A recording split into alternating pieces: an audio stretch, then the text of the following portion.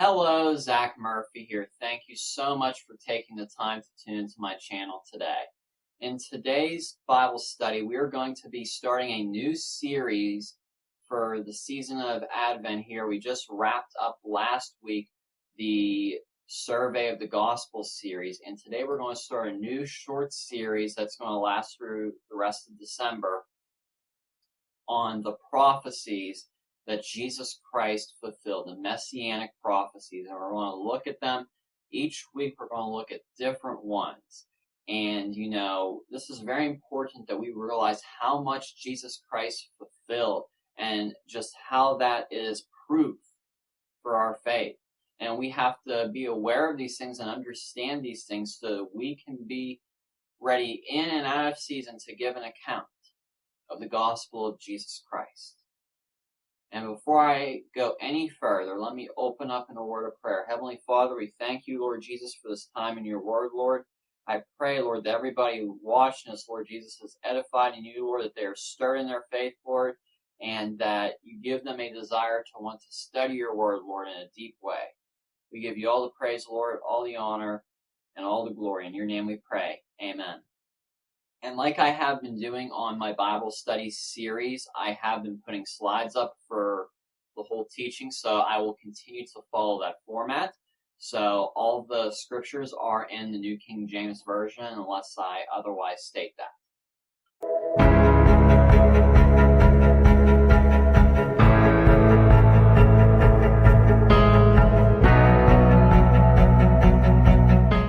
Okay, so again we are looking at the prophecies of Jesus here, and the first one we are going to look at is concerning the virgin birth, and probably one of the biggest ones here.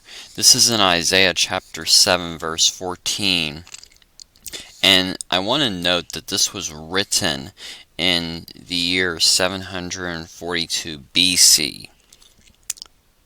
It says, "Therefore the Lord himself will give you a sign. Behold, a virgin shall conceive and bear a son, and shall call his name Emmanuel."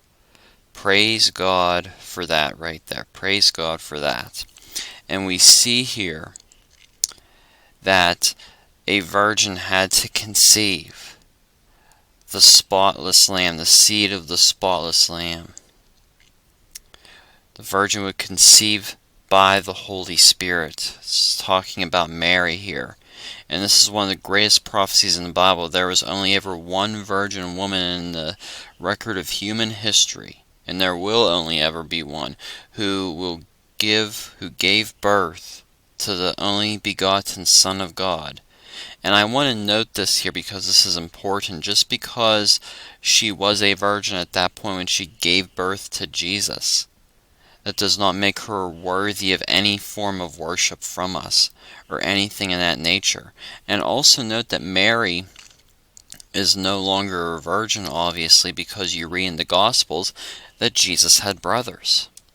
So it's very important to note that. And I also want to take us to where we see in Matthew's Gospel, chapter 1, verse 18, where it says, "Now the birth of Jesus Christ was on this wise, when his mother Mary had been betrothed to Joseph. Before they came together, she was found with child of the Holy Spirit," through the seed of the Holy Spirit, into a virgin woman. Mary was found with child before her and Joseph were officially married. They were engaged, if you were, at this point. And we see here, Joseph was, thinking that, he shouldn't go through with marrying her because she was with child. She was pregnant with child of the Holy Spirit. But we see here what an angel said to Joseph. And the angel quoted, "Behold, a virgin shall be with child, and shall bring forth a son, and they shall call his name Emmanuel," which is interpreted God with us. God was with us, manifested in the flesh. And we see that Jesus was born roughly between the year 4 or 6 BC, roughly, according to what most scholars would agree. We also see in Galatians chapter 4 verses 4 through 5 tell us, the Apostle Paul writes, "But when the fullness of time was come, God sent forth his Son, made of a woman, made under the law, to redeem them that were under the law, so that we might receive the adoption of sons." This is so important. In the fullness of time, Jesus came at the right time in God's plan of the ages. Jesus came just at the right time. God always had a plan to deal with mankind. We see it through the Old Testament, and we're living in the New Covenant today through, the covenant of grace with Jesus Christ. And it's important that we see that Jesus was made of a woman, the Holy Spirit seed in a woman. God had to become man. This is also known as the incarnation of Jesus Christ. Jesus was birthed under the law because he had to fulfill the law. He lived a perfect life, obeying the law in total obedience. He did not fall short of any aspect of the law. And through that, he was able to save those, being the perfect, spotless sacrifice. He fulfilled the law, and he kept the law perfectly, and no one could. No one could. And I want to point out something here in Ephesians chapter 1 verse 5. It says, "Having predestined us to the adoption of the children by Jesus Christ to himself, according to the good pleasure of his will." Many people here, especially, when you get into the debate of Arminianism versus Calvinism. I'm not a Calvinist by any means. They say that this is talking about people that are predestined to be saved, that God has already predestined certain people to be saved, and some people are not predestined to be saved. I do not believe that at all. Because if that was the case, what's the point of evangelizing? Anybody who calls on the name of the Lord shall be saved. What this is talking about here is God has predestined the way in which you become a child of God, which is through Jesus Christ. And we see further evidence in Revelation chapter 13 verse 8, where it says that Jesus Christ is the Lamb slain before the foundation of the world. It is already predestined and predetermined the way that you become a child of God, which is through Jesus Christ. And the reason why I am doing this series on the different prophecies Jesus fulfilled is so that we can see who Jesus Christ is, because he is our Savior. And it's not only important to study the birth of Jesus Christ during Advent, but it's important to always study everything surrounding Jesus Christ and knowing who he is, why he had to come. The next prophecy is the great I Am. And I think this is important here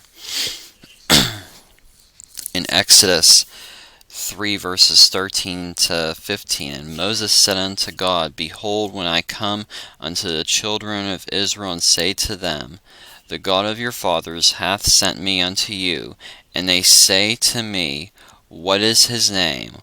What shall I say to them? And God said to Moses, I am that I am. And he said, Thou shalt say unto the children of Israel, I am hath sent me unto you. And God said moreover unto Moses, Thus shalt say unto the children of Israel, The Lord God of your fathers, the God of Abraham, the God of Isaac, the God of Jacob, hath sent me unto you.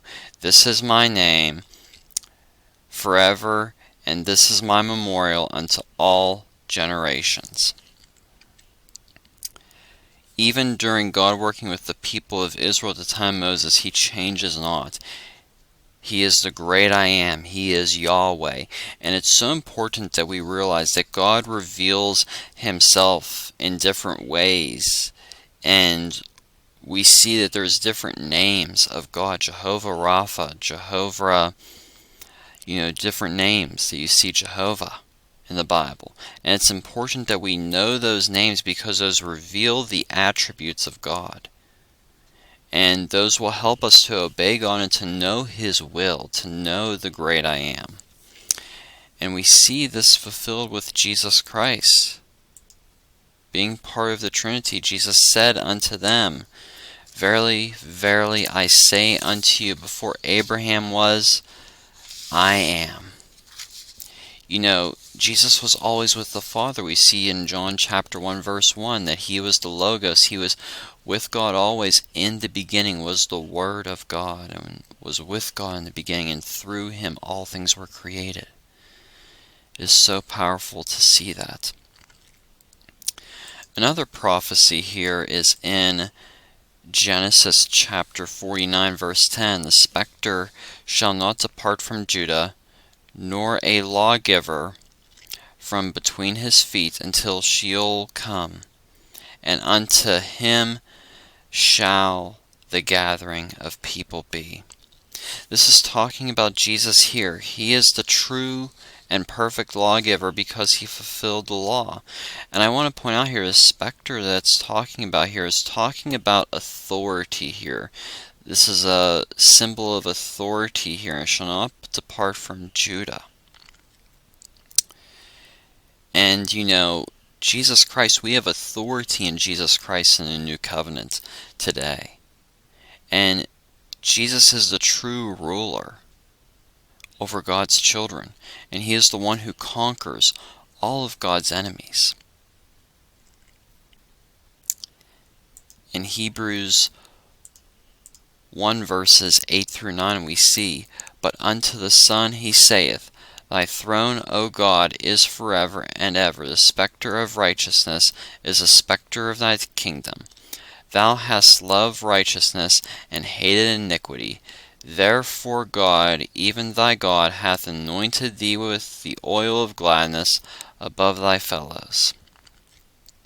You know, through Jesus Christ, he is the ruler of righteousness. He is the ruler of the kingdom of God. And we know that our righteousness is established in Jesus Christ through what he has done. We are citizens of the kingdom of God. He is our ruler. He is our authority. Our authority is through him alone.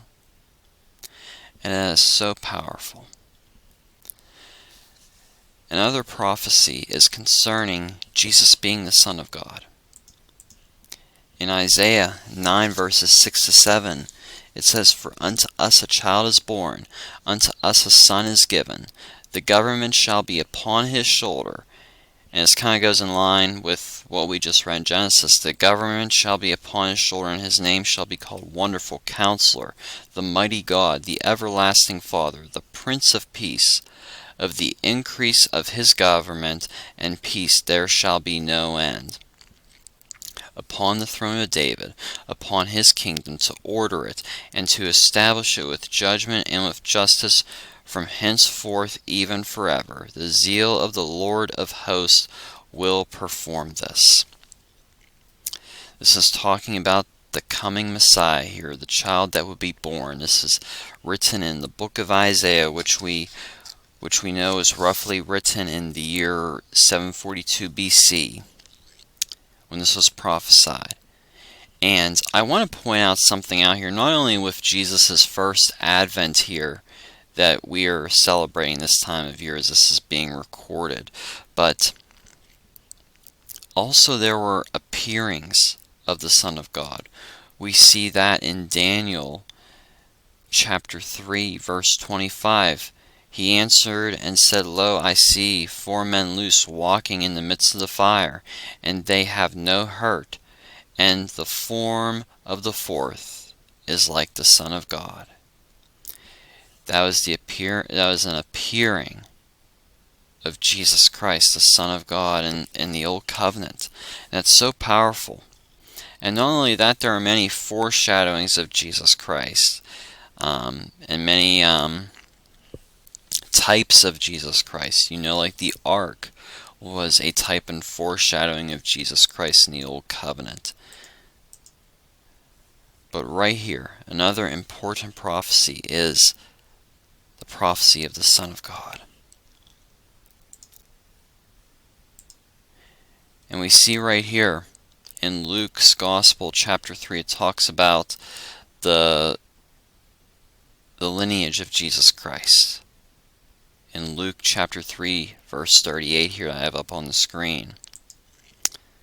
And lastly, we see this in Romans 1 verses 3 to 4 concerning his Son Jesus Christ our Lord, which was made of the seed of David according to the flesh, and declared to be the Son of God with power according to the Spirit of holiness by resurrection from the dead.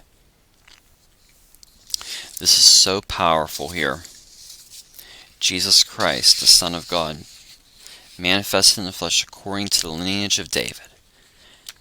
And there's so many more prophecies we're going to study in the next couple weeks here through this study. I hope this has been a blessing to you. Be sure to hit the like button down below, subscribe, and give this a share as well. God bless you and have a great week. Okay, and if you would like to learn more about me and check out my other teachings as well as blog posts, you can go to my website, steadfast-ztm.com. I post on there regularly, and you can also subscribe to a newsletter. There is a page there to look at missionaries I would encourage you to donate to as well as other links to other teachers of the Word of God that I personally follow myself, and I encourage you to follow as well. And there's some other resources on there for Christian living and studying the Word of God. Additionally, I have a devotional available on the fruits of the Spirit. The print version is currently $7 and the ebook version is $2. I highly encourage you to check that out. It is a very fundamental teaching, and it's very easily laid out for you to understand and apply to your life.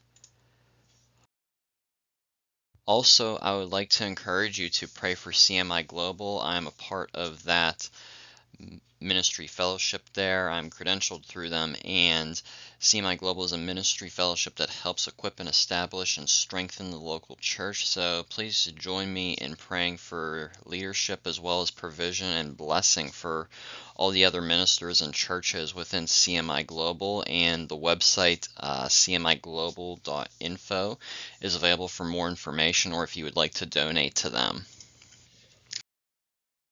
I'd also like to talk to you about the School of Discipleship through endurehardship.org/SOD, which is where you can check it out. I attended this program, and I'll be a graduate of this 2-year program as of at the end of May 2023. If you are looking for sound Christian teaching and discipleship, I highly encourage you to check this program. You can do it from anywhere. They do weekly Zoom meetings for you if you enroll, and the teachings are awesome. They will help strengthen your walk with the Lord and help you build a lifestyle of discipleship, which is very important. This is for anybody, whether or not you want to be in ministry or not. I believe this is crucial for any Christian. There is just so much given in this school here. It has touched my life, and I know it has touched others, and it's led by Dr. J.P. Price. You can find out more about this school here. I'd highly encourage you to check it out. It's very affordable, very reasonable. Again, I would highly encourage you to check this out, and I'm sure it will be a blessing for you as well, and share it with others. You might know somebody that wants to go through discipleship or go through some training to be better prepared for ministry. This is the place to do it at, and Dr. J.P. Price and the other instructors with this program do a very good job of pouring into all the students. I know it has helped me, and I trust it will also help others and be a blessing to others, and God is definitely using this program here.